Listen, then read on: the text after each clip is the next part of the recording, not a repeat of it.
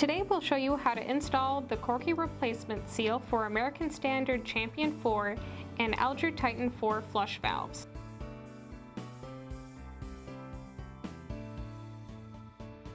The first step is to turn the water supply off and flush to drain the tank.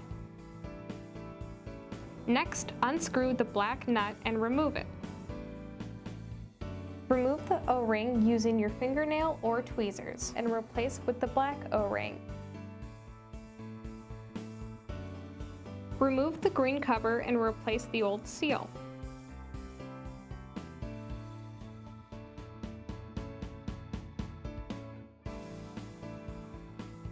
While lifting the post, place the green cover on and twist until nested.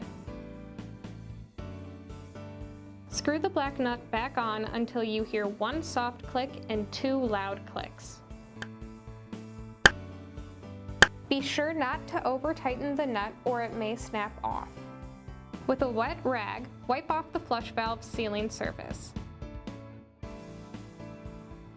Now turn on the water supply and let the tank fill completely. If you have any questions or need further assistance, visit our website or call us at 1-800-528-3553.